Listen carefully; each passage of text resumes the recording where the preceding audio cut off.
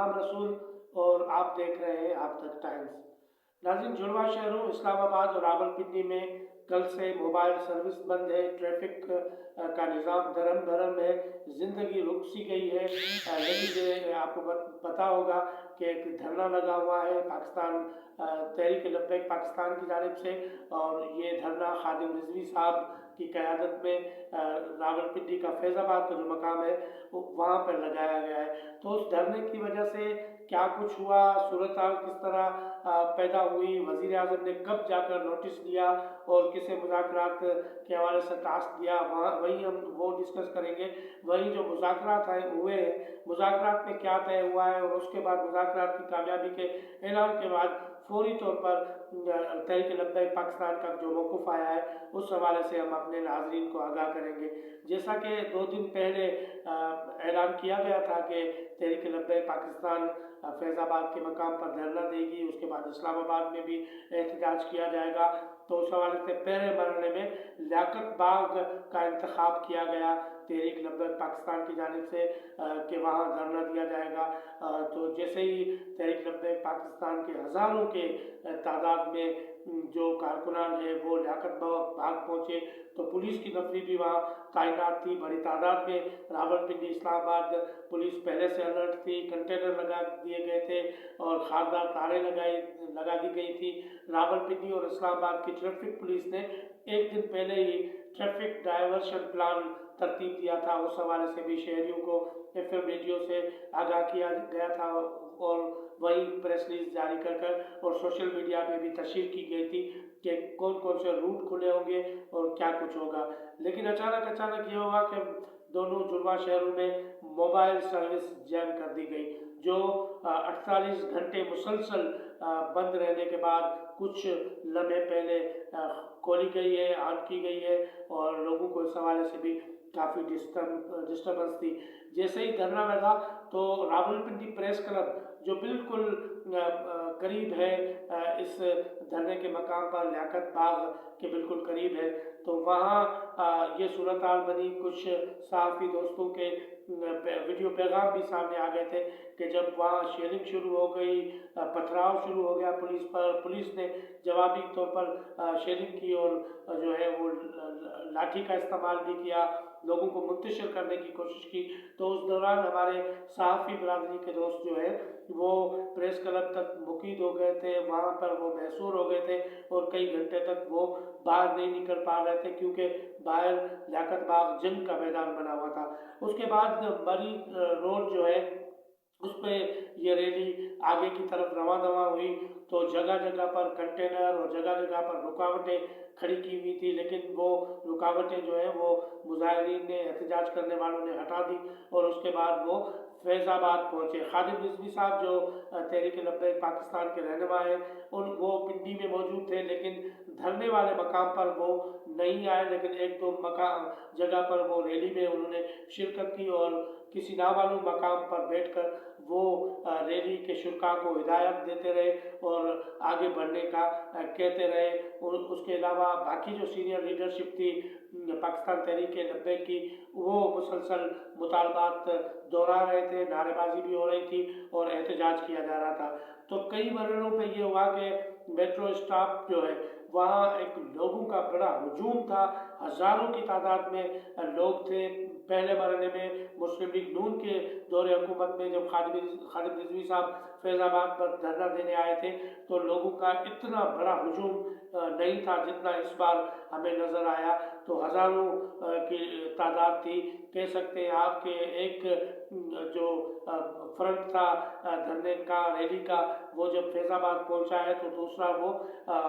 जो है वो चांदनी चौक भी क्रॉस कर चुका था। चांदनी चौक से भी आगे लोग थे। इसी हवाले से कहा जाता है कि पूरा बरी रोड जो है वो मेट्रो का ऊपर वाला स्टॉप जो रूट है वो भी लोगों से भरा हुआ था, नीचे भी भरा हुआ था। बहरहाल ये हुआ कि धरना दिया गया। धरने के दौरान जो मुतालबात सामने आए रहनुमाओं की स्पीचेस में वो यही थे कि फौरी तौर पर पाकिस्तान में तैनात फ्रांस के सफ़ीर को मुल्क बदर किया जाए, फ्रांस से सिफारती ताल्लुकात فوری طور پر ختم کیے جائے۔ جب تک یہ مطالبات تسلیم نہیں ہوتے تب تک یہ احتجاج کا سلسلہ جاری رہے گا۔ لیکن 48 گھنٹے مسلسل دھرنا دینے کے بعد جب عام زندگی راولپنڈی اور اسلام آباد کی ڈسٹرب تھی، جب لوگ جو ہے وہ ایک دوسرے سے پوچھ رہے تھے کہ نیٹ ورک کیوں بلاک ہوا ہے، روڈ رستے کیوں بند ہیں، اسلام آباد میں تمام پبلک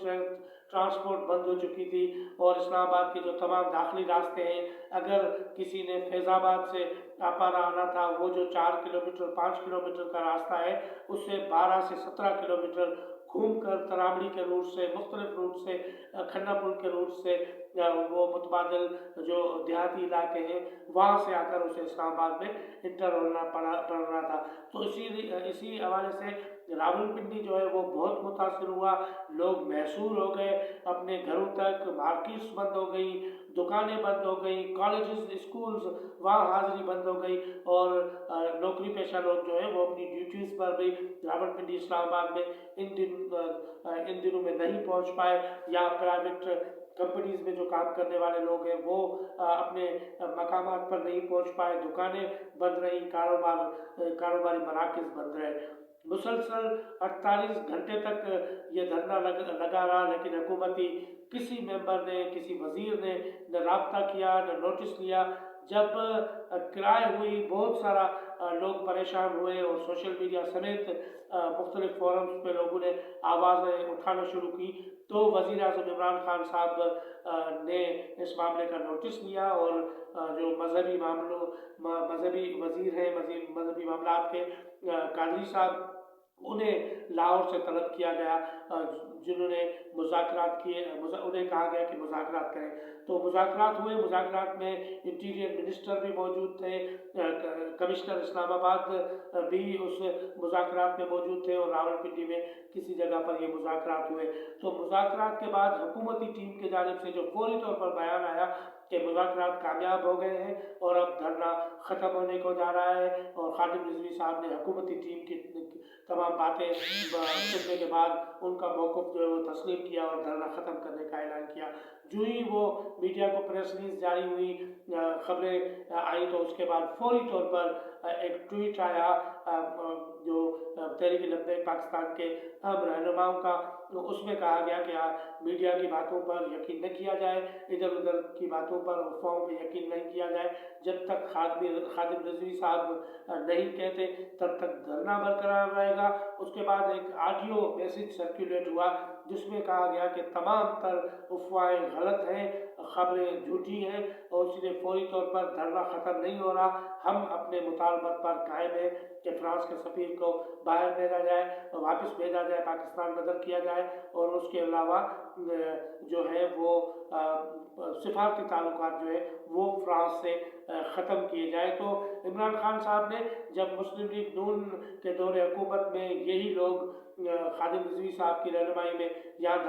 دھرنا دینے آئے تھے، تو عمران خان صاحب کا ایک بیان بھی سامنے آیا تھا، اور انہوں نے کہا تھا کہ ہم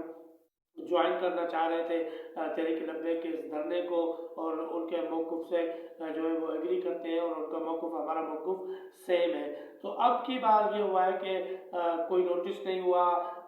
یعنی 48 گھنٹے تک احتجاج ہوتا رہا، مسلسل اسلام آباد راولپنڈی وہ ہے وہ جیم رہا۔ وہیں ہم نے دیکھا کہ احتجاج میں شریک جو لوگ ہیں وہ ڈنڈا بردار بھی تھا، انہیں لوہے کی راڈیں بھی اٹھائی ہوئی تھی، کئی لوگوں نے اسلحے کی نمائش بھی کی، اسلحہ بھی اٹھائے رکھا، اور وہ جنرات جو ہے نا مختلف جگہوں پر نظر آئے ہمیں، فیض آباد سے لے کر مری روڈ تک۔ تو یہ تو تمام تر صورتحال رہی کیپٹل سٹی اور پنجاب کے اہم شہر راولپنڈی کی۔ مسلسل 2 دن جو ہے وہ ڈسٹرب رہنے کے بعد جا کر